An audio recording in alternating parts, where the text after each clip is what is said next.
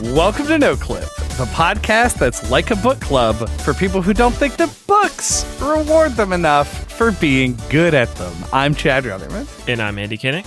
And today, we're going to be talking about Half-Life, a game that was developed by Valve, published by Sierra Studios, and was released in 1998 on Windows, macOS, Linux, and the PS2. But first, you can give us a like or a rating. It'd be greatly appreciated. So Half-Life is a first-person shooter. It is arguably one of the seminal first-person shooters of what we have now come to understand as the way first-person shooters function. Mm-hmm. And that's crazy.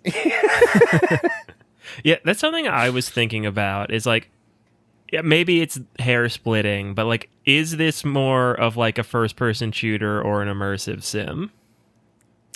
True. It's funny because it came out in the same general time frame as games like System Shock or Deus Ex did. Mm-hmm. And they were sort of contemporaries. But I feel like this game, I feel like with a lot of games that were breakouts in this era, they took a genre like the immersive sim, like the first person immersive sim, and streamlined the elements down where people without a PhD in fucking bullshit can actually interface with it in a meaningful way. Yeah. Because this game has a lot of very cool interactions with it, but most of them are actually necessary to proceed and aren't you have a lot of options with what you do. Right. That would come a little bit later. I think Half-Life 2 has it's still very linear, but I think it does have slightly more with the gravity gun and the physics puzzles and stuff as far as how you want to take on encounters. But it is still these games are, I think, too linear to truly fall under the genre, and maybe I'm saying that so that immersive sim fans don't get upset with me. Yeah. And just to me, and it's just my modern eyes falling upon the game, but it felt more similar to something like BioShock or Prey than it does to Doom. Yeah, or Halo. Yeah. Yeah, I agree with you on that. And I think it's interesting because it's so this game is pretty old in 1996. And actually, I did not play it until the mid 2000s for the first time. Mm-hmm. And so there's a bit of context that's lost on me. But I still did sort of come up with these old source engine shooters, which I realize as we get into the game is going to be a bit of a gulf of experience between the two of us. Because this game does have some just some jank ass shit in it for sure. But there are a lot of things that I didn't remember about this. This game, even on PC, has aim assist, crazy aim assist.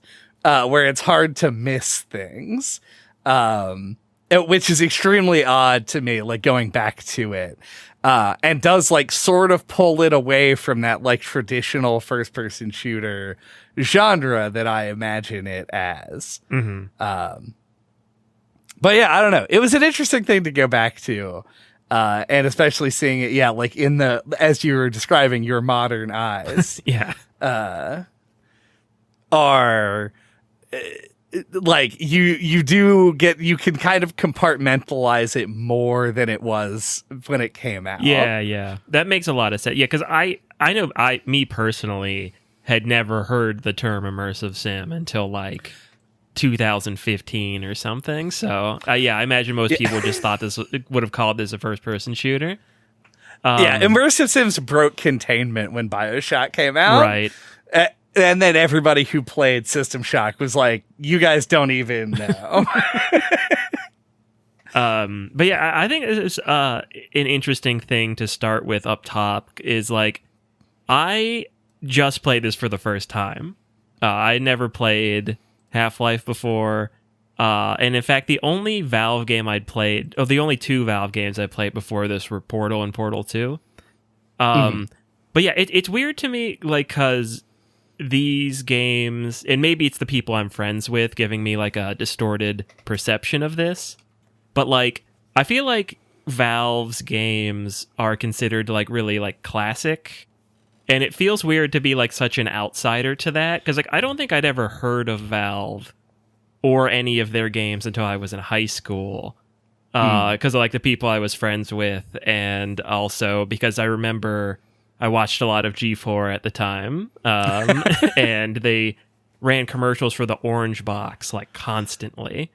And I remember those commercials being very intriguing.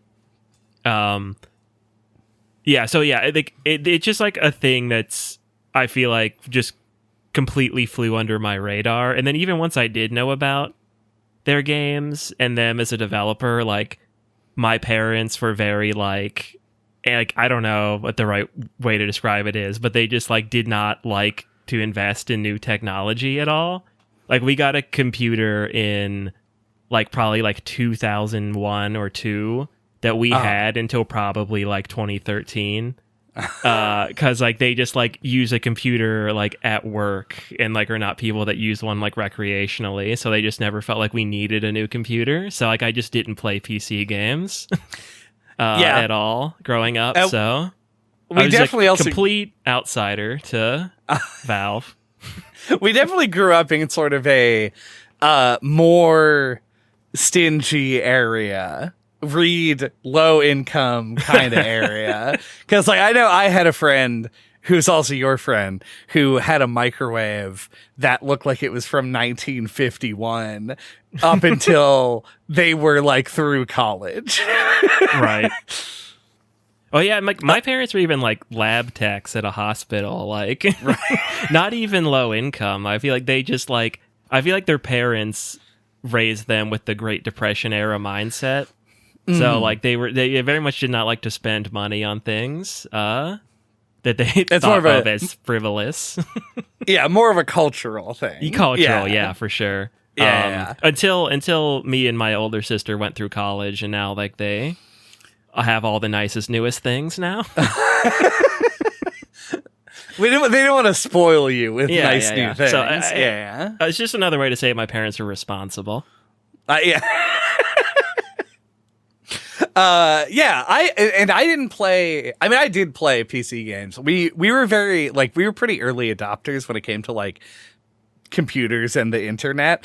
So I had access to a lot of this stuff. And I played like Doom and Quake. Not really near the time of its release, because the game I think technically came out in 93, which means I wasn't born because I'm canonically 19. Of course. But like on dial-up and stuff, like I was always fascinated with like, you know, getting games, and like I don't know if I could still install a game on like that came on floppy disks, but like it was a complicated process at the time, and I figured out how to do it. But I didn't play. I played Half-Life for the first time on a PlayStation 2 Jam Pack disc. Nice. At the demo of it, and it scared the shit out of me. And so I didn't play it for like a long time. I was like a kid when that came out. And so I ended up playing Half-Life for the first time in high school also. But like I was aware of Valve, like they're on the sort of on the outset side, but I didn't really get into it until like the Counter-Strike Source era. Is when I started playing these games. But I played them like religiously. Like I've played every Valve game at this point. And there was a time in my life when I thought that they could do no wrong. And Half-Life definitely comes from that period of time. So it was an interesting one for me to go back to, for sure. Because I haven't played the original Half-Life in a long time. I played Black Mesa in between, which is like an indie remake of it that Valve like licensed. Somebody, well, don't take my word for what happened with Black Mesa, because I know it was like a whole thing, but now you can buy it on Steam. Yeah. I know there's a no-clip documentary about it. that I was planning on watching. That we made. Tomorrow. Yeah, that we made. The Us No clip. Yep. We made a full documentary on that. Check it out. Yeah, do check it out though, actually, because it's from my recollection, it's quite an interesting story.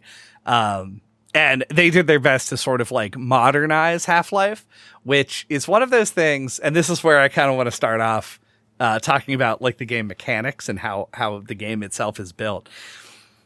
I did play through Black Mesa, and they do a lot to try and keep the game relatively close to the original, but I feel almost similarly to Shadow of the Colossus here, where I feel like the original game has like this texture to it of like the oldness of it feels really appropriate in the game world itself. Like there's a scrappiness to this game. And if you have nostalgia for it, you're probably nodding your head and being like, totally. I love the way that you have to do all this dumb shit to get through it. And if you're new to the game, you're probably like, oh, you mean the parts of the game that were bad? And I do mean that.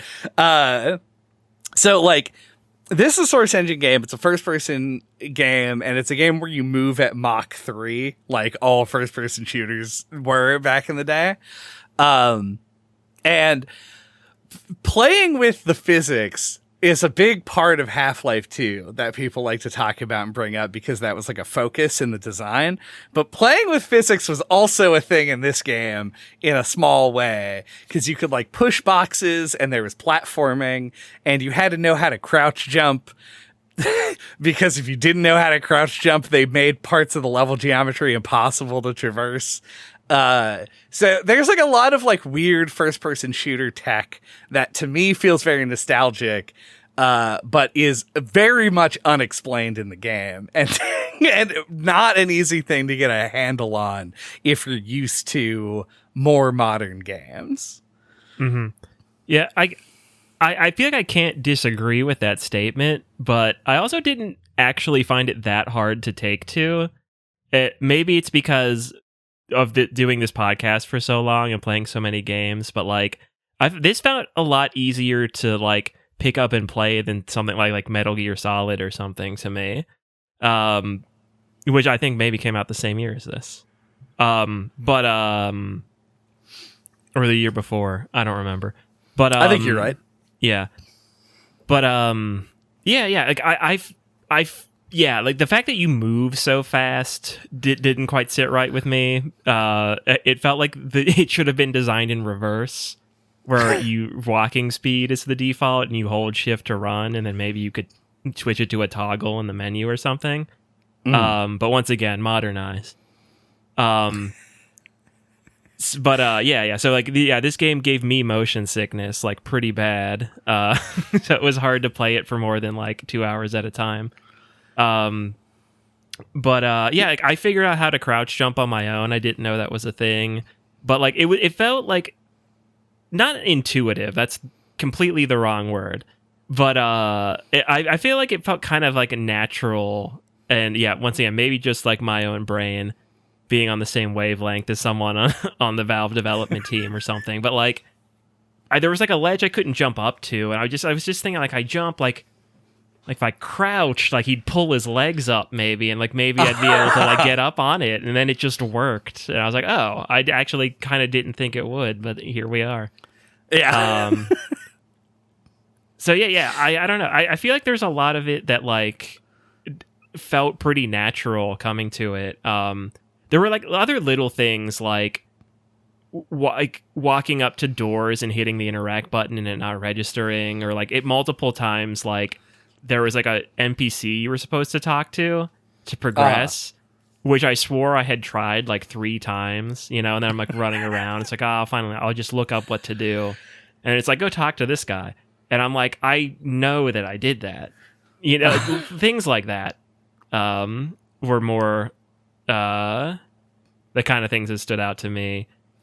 And it's like weird, like there's like the little loading screens in there, which I assume actually had a loading screen if you played it like on the original release? No, I don't think so, actually. Okay. I think it does just pop up the word loading for a second. Yeah. Well, yeah. But yeah, when you play it on a modern PC on Steam, it's just like there's like these little hiccups, like where it loads for a second. And that could cause some issues. Like there's the part where there's like you're going through this area and like the centerpiece of it is this like big monster sticking out of a hole.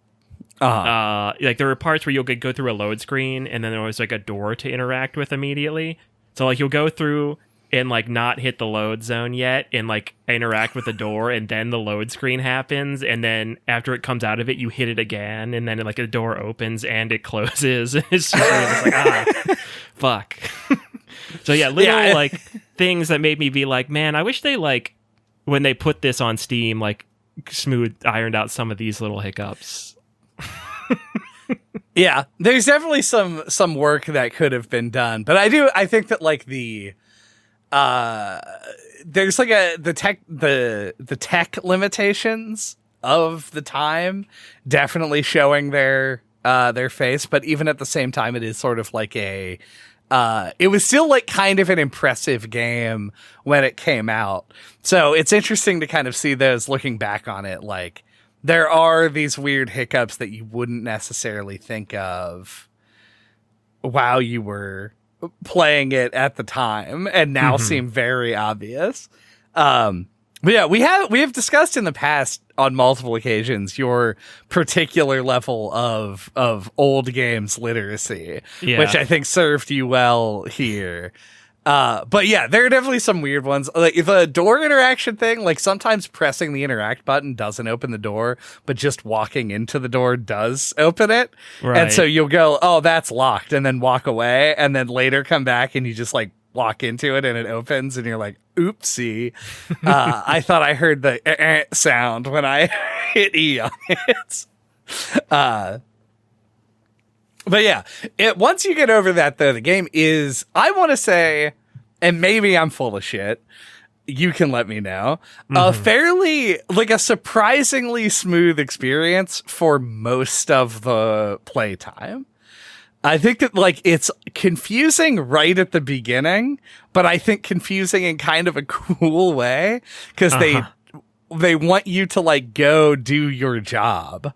And so you kind of just have to figure out how to navigate to the place on your own, which reminds me a lot of like in Perfect Dark. There's like a hub zone, the Harrington Institute, that you kind of have to walk around, and that's their Mario 64 courtyard where you like learn how to move and strafe and stuff. Without there being any actual danger. And both of them give me this feeling of like world building and discovery and stuff.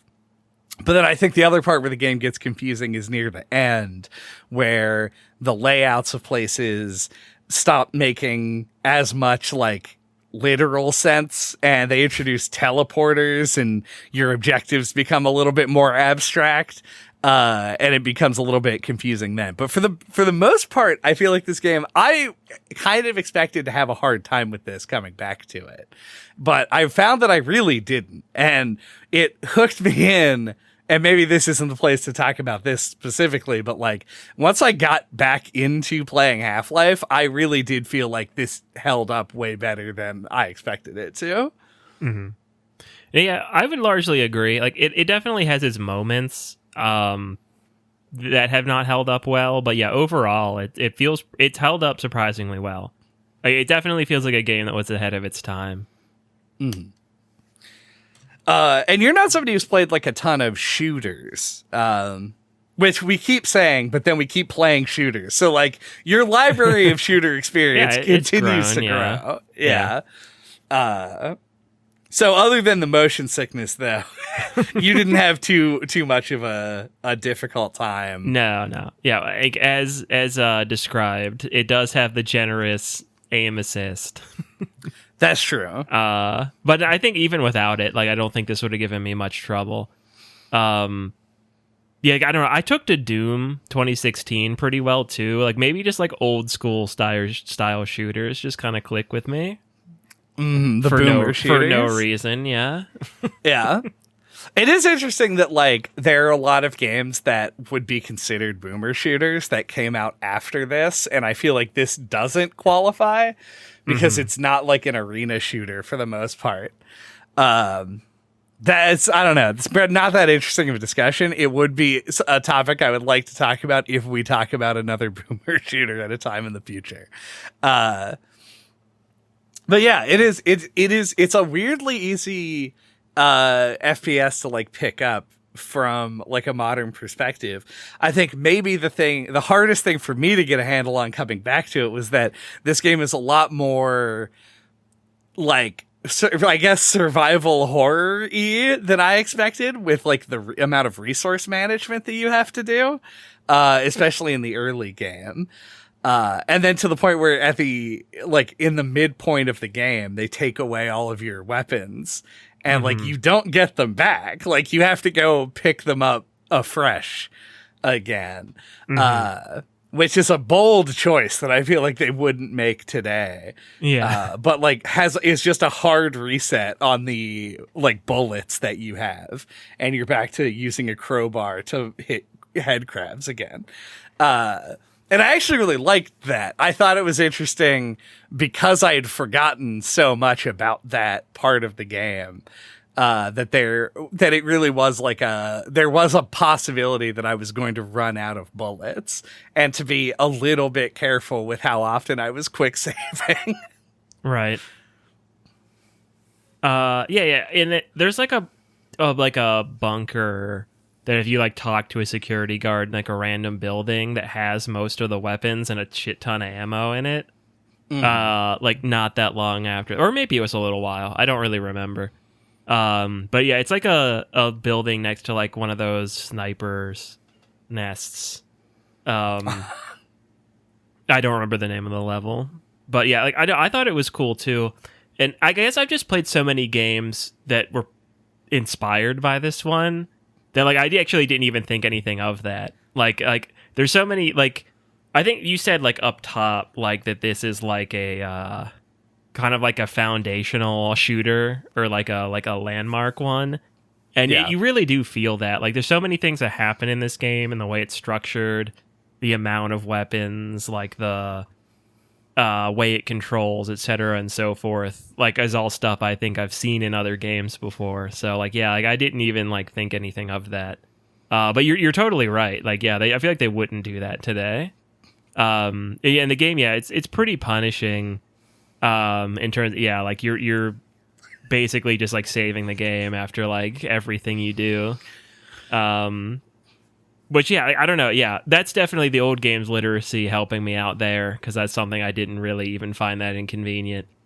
But I imagine a lot of people would find like fucking annoying. Yeah, honestly, this is like so much more of a positive reaction to Half-Life 1 than I was expecting you to have. That like, oh, my notes are almost all like defensive on this. I'm like, well, you gotta remember it's 1996. Yeah, and it's interesting. The ways that this game is challenging are also very of the time. I want to accredit it to the era, because I feel like there are other games that did this at the time, but it's hard to say specifically. It felt like there were parts of this game that they were like play testing, and they were like, this needs to be harder. And they're like, how do we do that? And they were like, let's teleport in 3 more enemies. Yep. And it just felt so, because you're in that like survival horror mindset, in at least in the sense that you're like, I have to conserve my ammunition. When you like clear a room carefully, like with the crossbow from like across the way, and you're like, I have done my part, the game should reward me for being prepared, spending resources carefully, and ensuring that I was safe to walk in. And then you like start to go into the room, and like a bridge falls out from underneath of you, and you fall in a pit with like 6 Vortigaunts, and you're like, how did this happen? Why am I being punished? for the good job that I did. Yeah. There's like the part where you have to like activate like the laser beam. And like you have to like unlock the room with the group of scientists and like lead them back to the thing so that you can get access to the whatever room. Like there's a part where there's like a hallway with a bunch of the small like face hugger type enemies. And like there's like it's a hallway with like a bunch of them. They like break out of some glass. And like, you know, like I've like been through this area many times because it's kind of hard to figure out how to progress through that part. And like I've killed them all, you know, and I've been through that hallway a bunch of times. And then so you do the laser beam thing, you blow up the wall, you drop down to the scientist from behind, open the door, and then you lead him to the security lock. Optical sensor. Yeah, the optical lock. Yeah. And you go down that hallway and 3 new facehugger guys that weren't there before like jump at you. And then when you get back to the room, you get ambushed by soldiers. And the ambush by the soldiers makes a lot more sense. I don't think they needed the 3 additional aliens, to just like spawn in to jump at you. Yeah. They're head crabs, by the way. Head crabs. It's like head crabs. The ones that I remember are head crabs are the face huggers. The humans that have been taken over by the head crabs are just called zombies. There should have been more of those. I agree. They were the best enemy. Yeah. Well, you know what? Cancel Mystery May. Next time we're going to be talking about Half-Life 2 because there's a lot more zombies in Half-Life 2. Like, because it's such a cool design. It's like brilliant in the simplicity where it's like you walk into a room and you see one and you don't immediately know if it's a guy or a monster. So it's such a good idea. They're also like a genuinely creepy enemy. Yeah. In the same way that like the Winter Lanterns from Bloodborne are, where it's like they're very human, but stuff from Silent distorted. Hill too. Yeah. Oh yeah, or mannequins, like the nurses and stuff, nurses, the mannequins. Yeah, they have the same sort of like characteristic Cronenbergian design. I do love them. And then the ones that shoot lightning at you are called Vortigaunts. Just yeah. That's that what I definitely remember. sounds familiar. Yeah. Yeah, the guys who shoot hornets at you, no fucking idea what they're called. Annoying. Yeah. Is there anything else you wanted to talk about as far as like the difficulty of the game? I guess it would be a good time to talk about like the fact that the game has like some puzzles. That's true. Yeah, like one of the ones that annoyed me the most was having to like turn on the fan and throw a grenade up to blow up boards so you can float up through a big vent or whatever, ventilation shaft. I don't think that you have to throw a grenade, but that's actually a more clever solution than what I did. That's how I did it. Because like I went down there and then like went all the way back out of that area and then had to come back.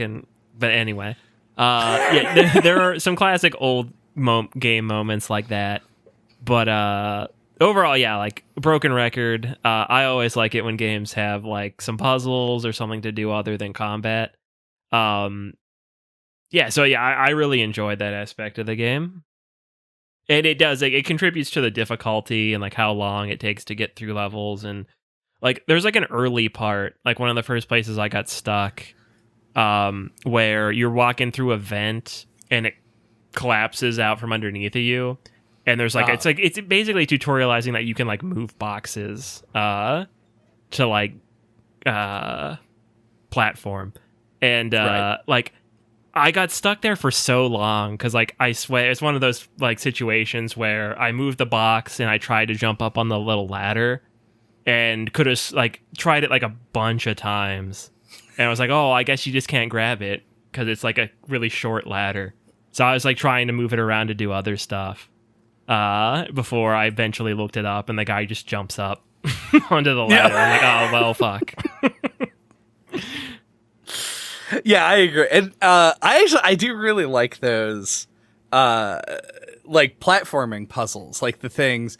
One of the few areas in On a Rail, which is, I'll go on record as saying, not my favorite level in Half-Life 1. The worst one, yeah. But it does have a few sections where if you, and this kind of leads into the next point that I wanted to bring up, if you're clever about it and like look around, you can find alternate paths around like the enemies, or like you can get a drop on them, or you can bypass them completely to get around all of the stuff that's there. And that was pretty cool. Like, I like the fact that the physics, being able to move the boxes and break boxes and shit and like get around through obstacles that way, was like used in the level design in a way that actually did like mean something. And yeah, some of them were block pushing puzzles. But there were also ones that felt like they were actually opening up new options for the player. So I was definitely into that. A lot of the other puzzles I do sort of like associate with like this era of first person shooter design, where it's like, it's similar to get a key card and open a door, but it's not explicitly a key card a lot of the time. But I do like them. I feel like they lengthen the levels in ways that feel more organic. And I think that the game is largely very fair with that. It's not like, oh, you win and get the key card, and then like somebody goes like, facility on lockdown, and then like 100 enemies show up. Like what would happen in like later, like Doom 3 did that a bunch, and Halo games had a tendency to have you like backtrack, but then refill the area with enemies. So this felt like it felt more organic in this. But the thing that I wanted to talk about after that was, one of the things that made Half-Life kind of a pioneering game at the time was its dedication to like establishing a sense of place in the Black Mesa facility. And the fact that it has narrative beats and moments that are told while you are still like in control of your character. And there are things that you can miss because like characters that you're supposed to talk to can die, or you can save people for a bonus. Like they'll do stuff like that. I really like the fact that this game feels like it has a proper location. The Black Mesa facility is such an interesting thing to build the game out from. And I don't know. I think they just do it really well. Yeah, you know that's my jam. I do know that's your jam. Yeah, presentation carries a lot of weight for me. Yeah, and I love like the opening of the game where you just like ride the shuttle all the way in. That it really sets it up. And I imagine it was really impressive at the time that it goes through the whole thing without like loading or anything. You can just freely look around at all the shit that's happening. Right. Yeah. No, it is a great sense of place. I feel like it is a little weird, like how many times you actually get up above ground and then have to go back in. When your goal at the beginning of the game is just to escape. But yeah. No, I agree 100%. Like it's the sort of thing that I think really separates, or it's one of like the kind of details that can separate a good game from a great one. And yeah, Valve's really good at that. Yeah. And it's like the whole thing about Portal, like right. that. No, you're 100% right. Yeah, like Portal, especially because Portal explicitly exists in the same universe as Half-Life does, and that they're able to build on the lore about Black Mesa that's set up in this game and in Half-Life 2. Like, it shows how much detail they actually put into creating a place and using, and like, it's like I haven't like mentally, willfully been avoiding using the term, but I've conditioned myself to avoid using the term because it keeps being so overused. But this is like in 1998, like environmental storytelling was not a thing that was a big focus in action games. It was like reserved for your adventure game style games. So for Half-Life to put such a focus on it, kind of opened the doors for a lot of other games to be like, oh, how do we build on that? How do we create these miniature stories? Because there isn't a lot of like direct narrative that happens in Half-Life. It's all very in media res. Like all of these things are happening and you're reacting to them.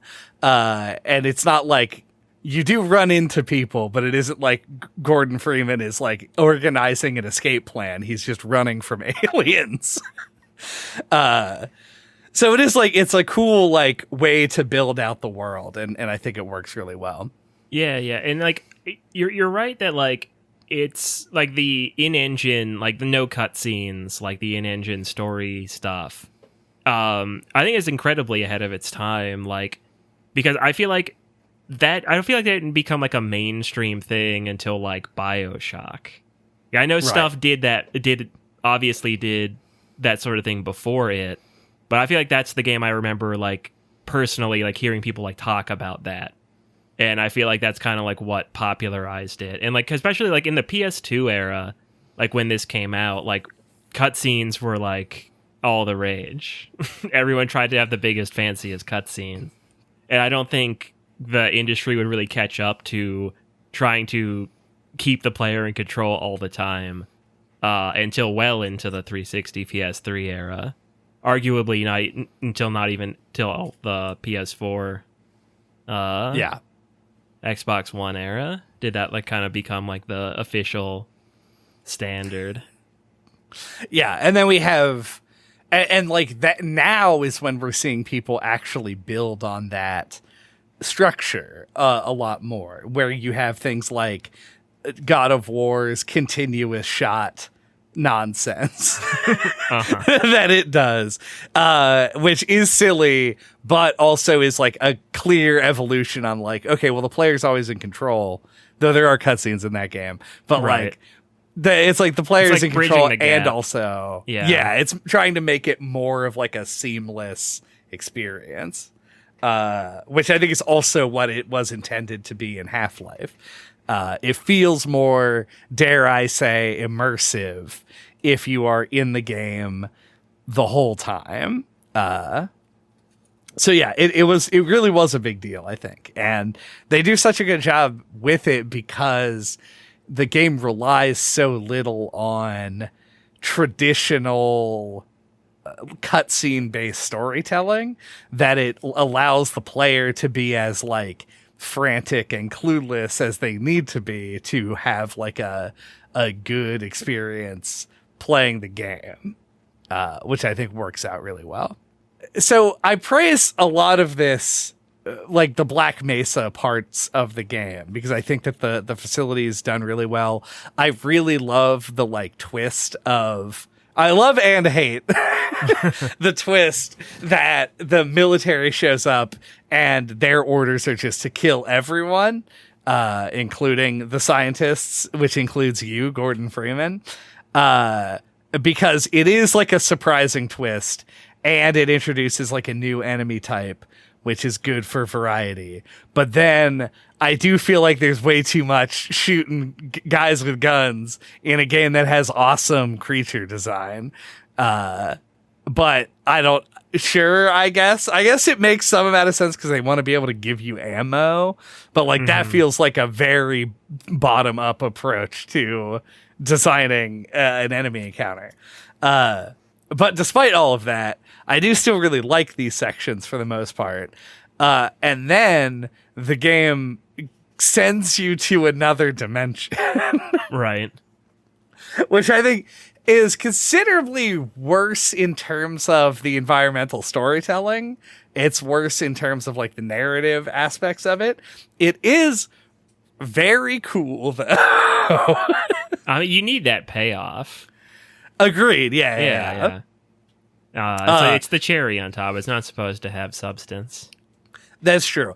Oh, well, I wish if it was going to be the cherry on top, I wish that it was less. I wish they had taken like one fewer giant swing on the last like hour of the game, because it's like weird boss battle with a giant head crab into insane like fight your way through a factory, part stealth section, part like insane arena combat. And then the final boss, which is, admittedly, this is like kind of a divisive thing. I think the final boss kind of is ass. So it feels very like, it is like an emotional high at the end of the game, which is good. But the emotions that I'm feeling are mixed a lot of the time. I don't know. How do you feel about hold on, what is it called? Zen, the alternate dimension parts. No, I think I mostly agree. Like, I feel like it goes on too long. Like, yeah, it should have been shorter, or yeah, they should have put more time into making it good. So true, bestie. But yeah, like, I would have been. I'd rather have it the way it is than it not happen. So. Agreed. Yeah, for sure. And it's so weird because like there's so many other like weird choices. Like they're pretty early in the game compared to like when you actually go to Zen. Ignore the fact that technically you go to Zen in the opening of the game and then come back. You get like the grenade that's like a bug, and you like throw the bug and it crawls after people and attacks them. But then it could attack you. And then you get the Hornet gun, which is like kind of cool, but then also you never get any ammo for it. So it's you barely get to use it at all. And it's like, it has these like little tastes of it that I am a huge fan of. Like, I love that it includes those in like the topside world. But then when you go to the actual world, there's like this jumping puzzle where you have to do the long jumps that they introduce really late in the game, which are extremely fun. And I wish that you had them the whole time, but whatever. And then you get into like the boss fights and things I just described. And it feels like the difficulty hits like a very jaggedy sort of part. And it's not the boss fights that are really hard. It's like the big arena shit that I found to be tough. But I don't know. I will stick with I'm pretty middling on it, but I am very happy that it exists and it does look very cool. And like you said, it is a good payoff. Yeah. I almost kind of wish that they'd gotten to it sooner. Like, I feel like the last, like, kind of third of the game drags on a little too long.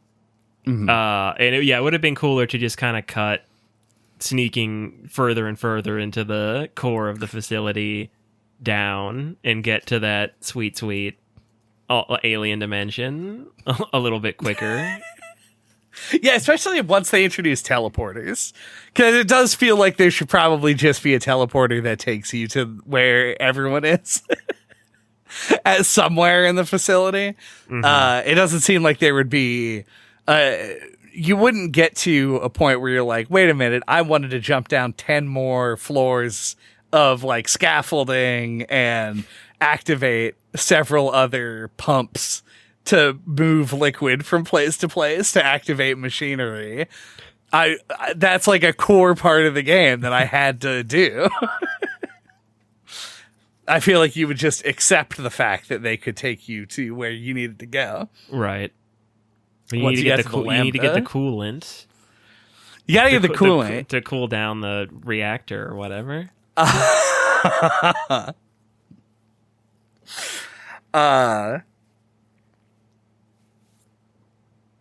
think I have a couple of other like dumb things to talk about. I think one of my main other things though is just like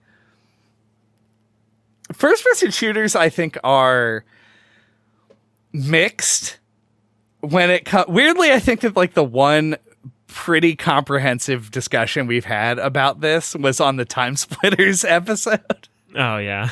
So return to that if you want. to hear us talk a little bit more about it. But I think it is difficult to design boss encounters in first-person shooters because of the mechanics of a first-person shooter are just putting damage out.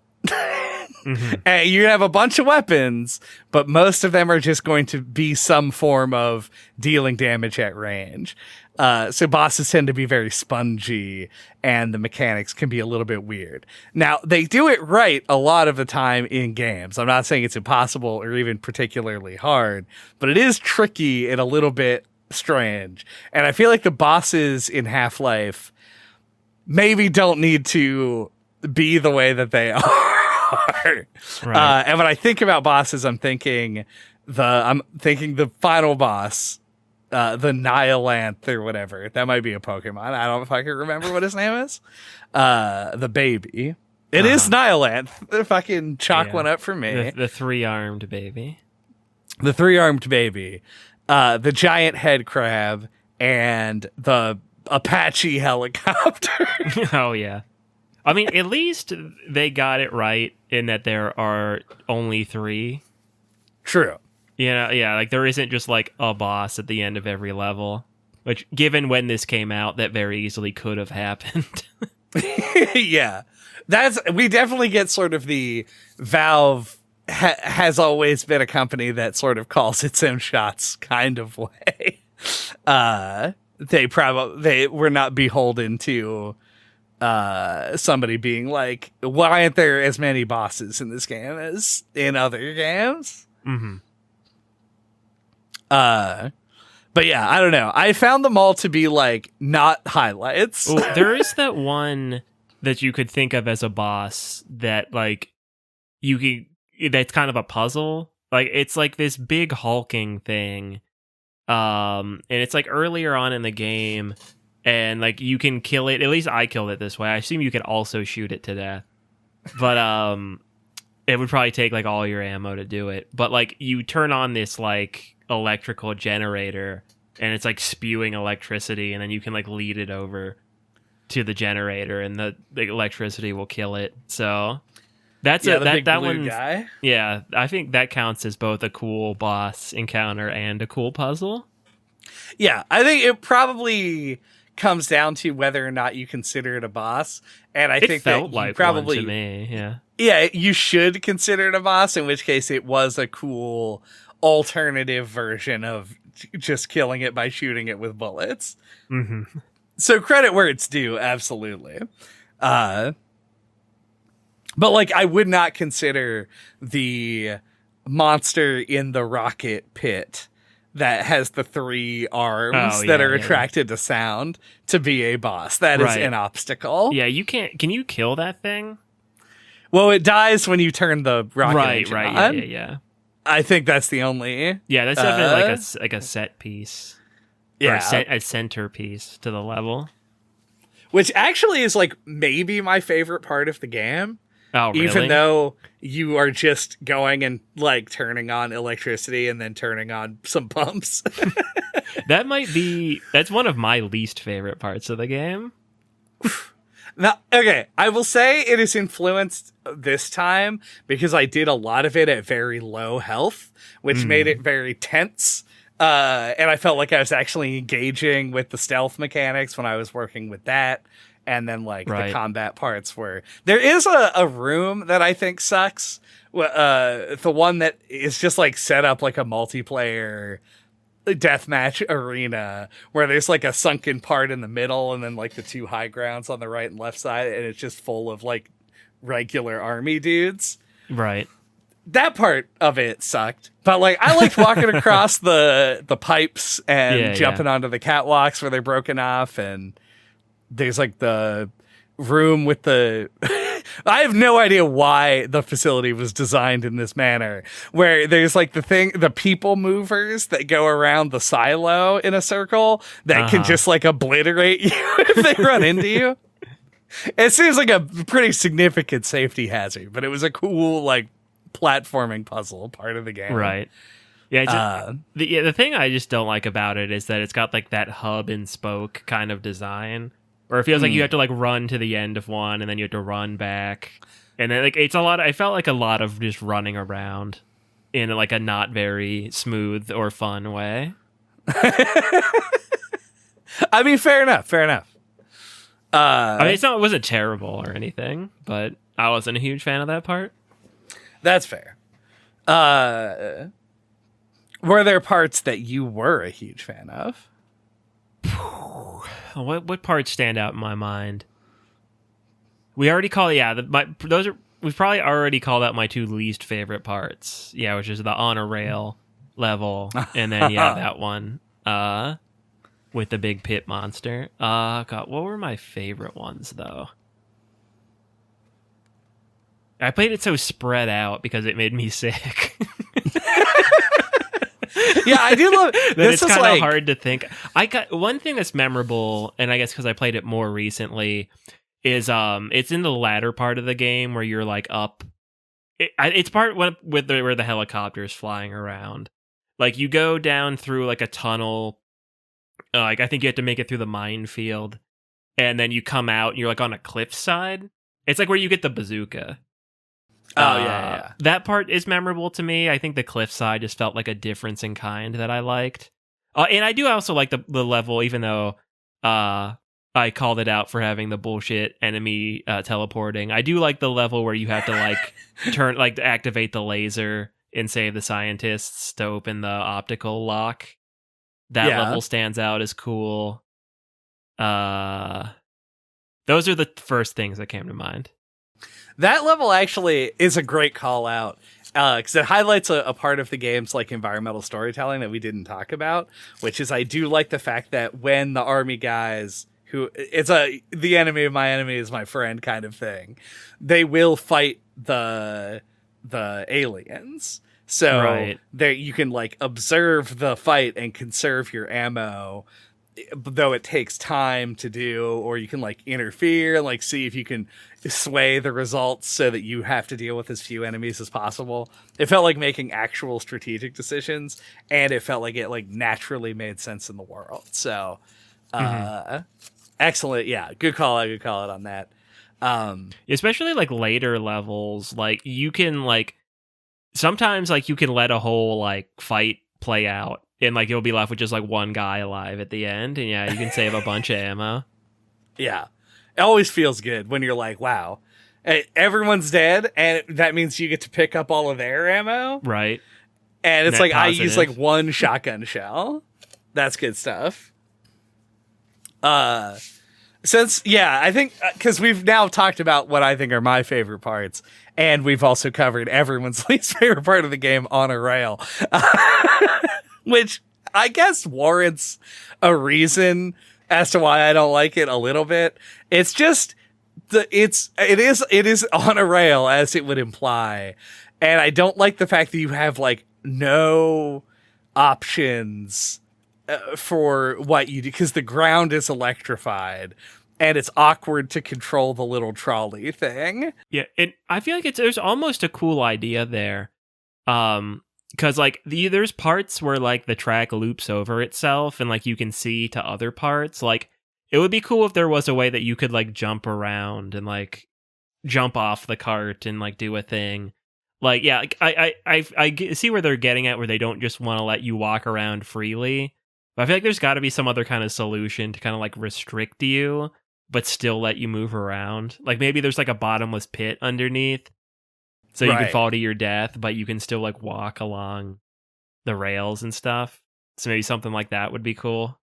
Yeah, in a game that doesn't punish death that harshly, I feel like that is actually the better solution for that kind of gameplay. But yeah, I do want to call out what is my other, I'd say, problem area of the game, which is it's in the level surface tension, which is hard to be like, I don't like surface tension, because it's like 20% of the whole game. It's the longest fucking chapter. And it includes the cliff part, which is great. Yeah.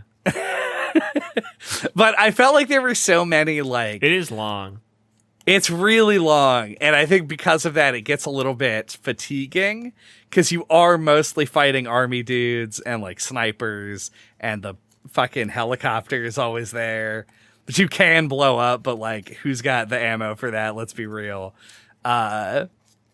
And so it becomes like that one felt very slow and kind of frustrating to me, where I felt like I would die for it has like the mines, like the land mines, which I find were just terrible for most of the time that they were part of the game.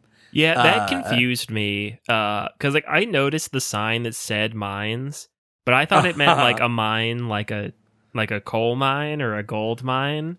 And not landmines. So like I walked out into that field and just like blew up probably like 5+ times, being like, what the hell is shooting me? Like I don't see anything. Is the helicopter shooting a missile at me? Like I think I would like hear it. Yeah, like a heat-seeking missile. Yeah, like and I was like, oh, it means mines like landmines. Duh. But that because the sign is there, and then there's like the hatch that leads down to the cliff part. And I was like, oh, that's the entrance to the mines. It makes perfect sense. Yeah. So yeah, that confused me. No, rightfully so. I think this is following immediately the episode where we talked about how you didn't understand what glass him meant. So like I emphasize that I've been friends with Andy for a long time. I know he does understand the English language pretty well. It's just a coincidence. Yeah, maybe they should have put minefield. That would have been helpful. I agree. I mean, there was a skull and crossbones, so yeah. But I mean, it would be deadly to go like into a mine. So I feel like there's a skull and crossbones on signs indicating mines as well. Yeah, like abandoned ones. Yeah. But yeah, I think we kind of covered it, because I think my favorite part of the game, I do really like Blast Pit, which is the one with the big monster with all the arms. I love the opening of the game, and I like the first part of Zen. Yeah. Oh, where you go through the cave. Yeah, random thing I meant to comment on when you were talking about the beginning, but forgot to. Yeah, like them. I think once again, like flexing their, or maybe establishing their design shops back then and not flexing them. But I like how it's designed like a real building, in the sense that it has like the colored stripes. Like I feel like they do that in like high schools and stuff. That like lead to the different areas, so like you can like navigate it in like a very real world way. I just thought that was really cool. So yeah, like I agree with what you were saying, or at least what I remember that you said on the first half of it, like being like this really cool like setup and like bit of like world building. Yeah, like the initial facility is like weirdly immersive, and like you can mess around with the microwave in the break room and all that bullshit. So yeah, it's a very strong opening for sure.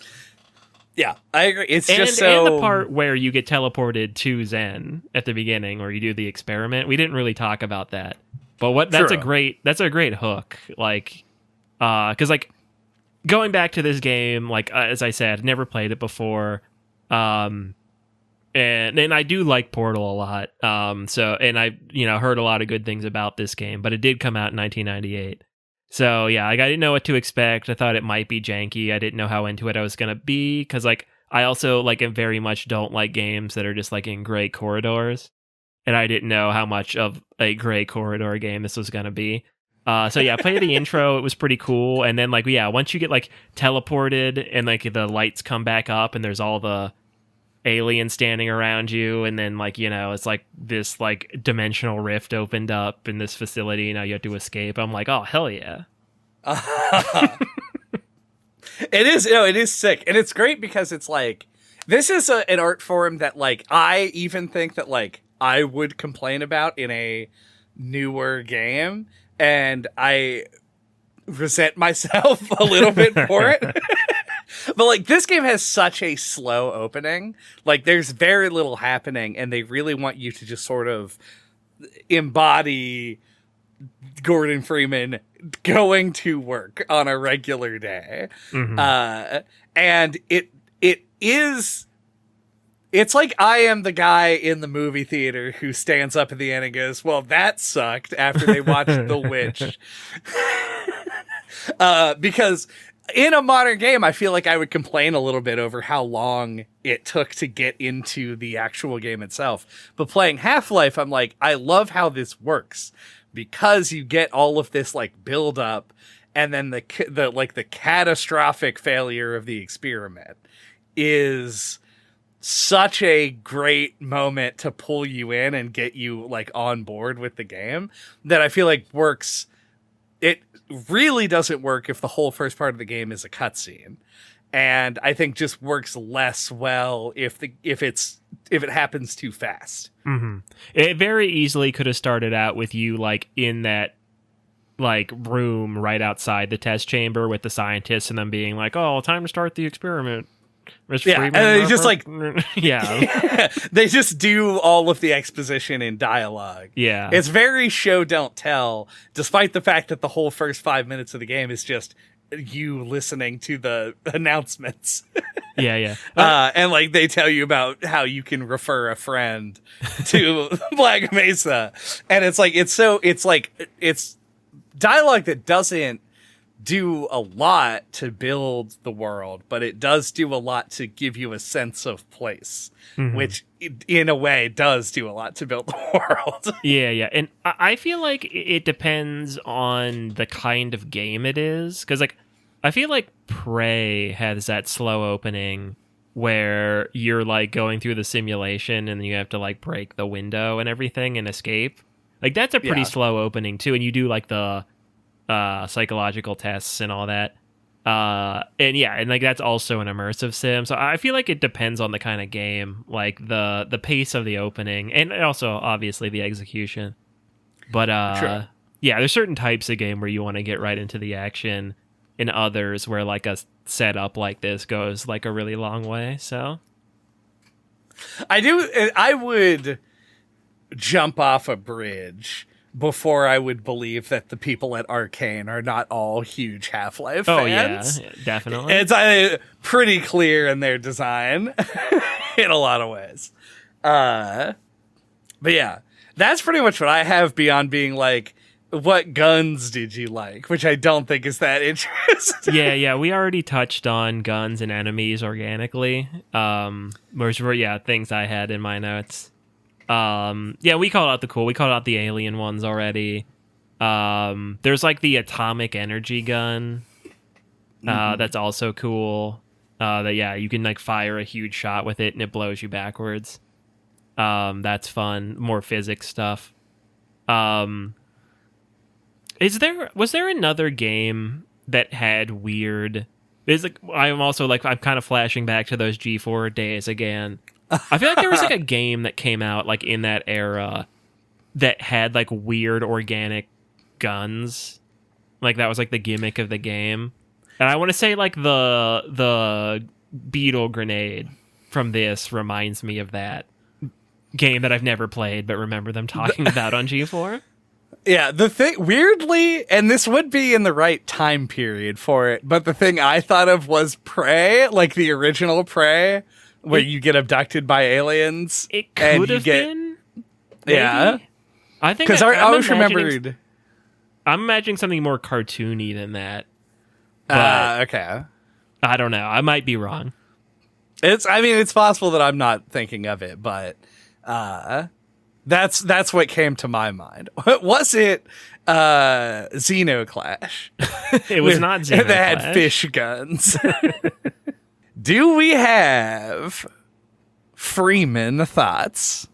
My Freeman thoughts. I was pleasantly surprised by this. Which I guess I shouldn't have really been surprised. As I said, like I had the first Valve game I ever played was Portal. And that was a game that like surprised me so much. Like I'd heard so much about it. It had such a high reputation. And it's like one of those few or rare instances for me anyway, instances where then I played it and I felt like it lived up to all the hype. Like I think Portal's an incredible game. So I guess I shouldn't have been surprised that this would also be really good and hold up. Because I feel like it did. Like it felt a lot more natural to come back to now than a lot of other games that are its contemporaries. The way it controls a lot of like how it basically is like one of those early games that kind of like established the blueprint for a lot of others. So like a lot about it still feels familiar to go back to. I do like the kind of like more old school focused, like I like a linear campaign. I liked the puzzles. I liked a lot of the world building and the facility. Valve has a real talent for that. Both Half-Life and Portal are set in facilities with gray walls. It's a thing I usually hate, but they make it really interesting. They've pulled off that hat trick time and time again, I guess. I don't know. Yeah, I was really pleased with this. Like, there is old game jank in there. There's like trying to interact with stuff and it not working. There were many a time where I'm like, I swear I tried that 3 times. When I went to a walkthrough to like figure out what to do.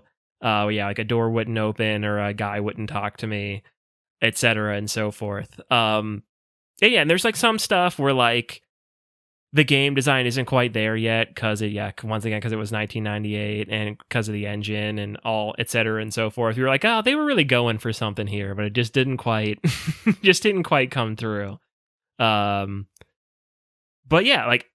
Really impressed though overall. Like I think very ahead of its time and holds up really well. No one was surprised that somebody played Half-Life and liked it. So yeah.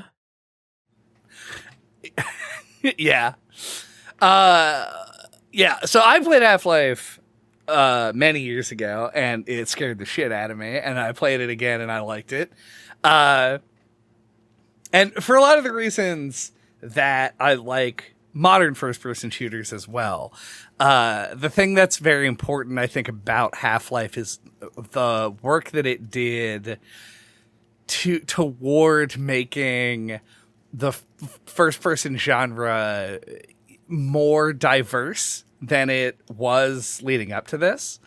And like, obviously we've gone through phases where we see trends in shooters and they become more homogenous and then break away, and like maybe there's some more diversity here and there. But I think Half-Life was a big catalyst in pushing for more of like a more atmospheric, more narrative focused game. Not narrative focused in the sense that like it's about the story, but like building narratives in unique ways that didn't exist as much, especially outside of the immersive sim genre, which obviously this also borrows from.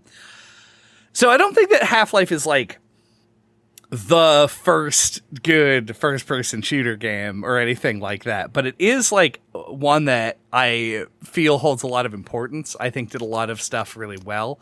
And it's one that holds up way better than I would have expected it to. Like, it's going to feel a little bit weird when you first start playing it if you haven't played it in a long time. But once you fall back into that rhythm, it feels really good. It feels like the resource management is like a really well thought out element of the game that's going to restrict you on like what weapons you're using at any time. And it makes the game feel very tense, and like it encourages you to explore the environment and take advantage of what you find. And I just really love it for that. Like, this is a game that I did have issues with when I was playing. There were parts that I thought were kind of bullshit adjacent. And it shows its age in the ways that we have already talked about, but it is still just like real fun. This episode is late because I took a vacation. And so I wanted to finish the game before I left, so that we could do what we're doing right now, which is record it right when I got back. But there was like, I didn't need to push myself to do that. When I started playing Half-Life, I was just like, oh yeah, baby, we're playing Half-Life now. And so I would play it. I think I played the whole game in like 3 sittings, because I just was having a great time with it. So, long story short, if you're somebody like me who has a history with these games, Half-Life is in fact pretty easy to go back to even after almost 30 years. And it's also, and if you aren't like me, I think it is still a game that you can go back to like see the importance of it, and it won't feel like you are trudging through slime to do it. And I think that is all you really need to know, because it shows just like how well designed the game was and how ahead of its time it was. Yep, unless it makes you sick. Unless you become violently ill because of the game speed. I appreciated that you went on vacation because it meant I could play the game really slow.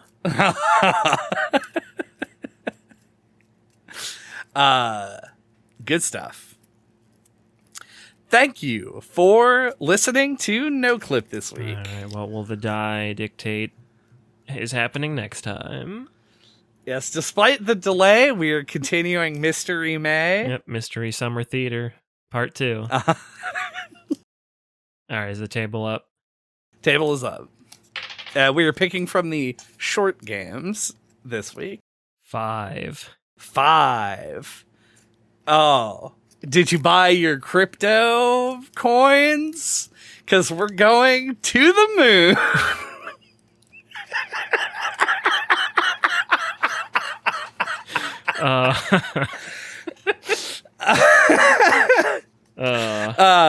This game released before that became a really common phrase. Yeah, this has been on my wish list since like before the podcast, I think.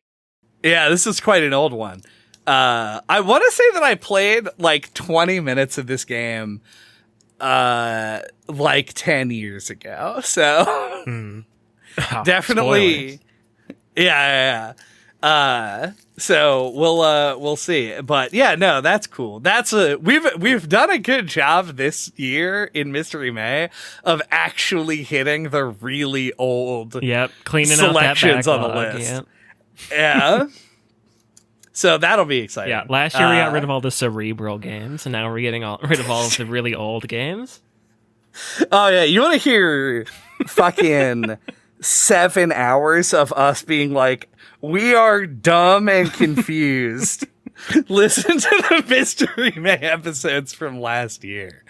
Holy shit.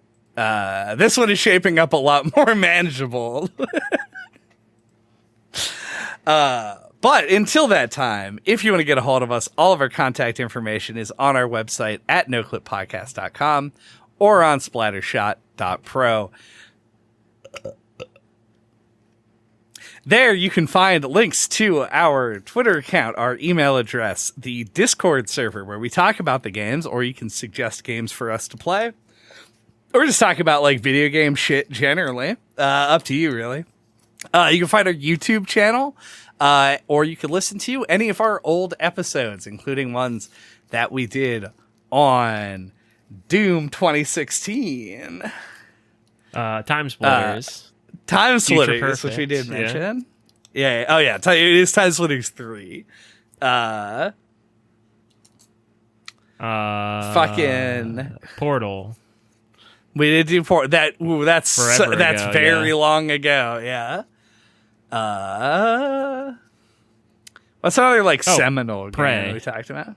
Oh yeah, we talked about the Prey reboot. Another seminal game. I don't know. I mentioned Metal Gear Solid. Oh yeah, Metal Gear Solid. We also did Super Metal Gear Mario Solid 2. 64. We talked about Super Mario 64. Hilariously, I said that you could easily come back to Half-Life 1 and have no problems, but I said that Mario 64 fucking sucks now. Yeah, I think you said similar things about Ocarina of Time as well. That it sucked or that you could go back to it? I think you said it's hard to go back to now. Oh, okay. Yeah, both Mario and Zelda. Yeah, apparently you put an N64 controller in my hand, and I'm just like, get this shit away from me. All right, yeah. Leave bad comments about me in the comment section. Pressing the like button won't have unexpected consequences. 3 random enemies will spawn in the comment section. I don't know. Move a box to block a shield to shoot a laser at the subscribe button. Throw a grenade at a gun encampment to kill the guy inside of it and miss like 4 times in a row because it's a really hard shot to make while you're being blasted. And then it'll explode and hit the subscribe button. Yep. Prairie dog out from behind a cliff with a bazooka shooting at a tank. Hoping that it does not shoot you. On the like button. On that like button.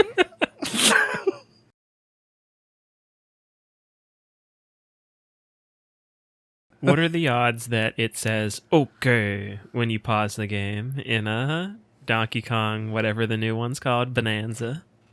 But yeah, Banana Nanza. But man, speaking of Banana Nanza, actually, to answer your question, 100%. Obviously, it's going to do that. Otherwise, why would they even make the game?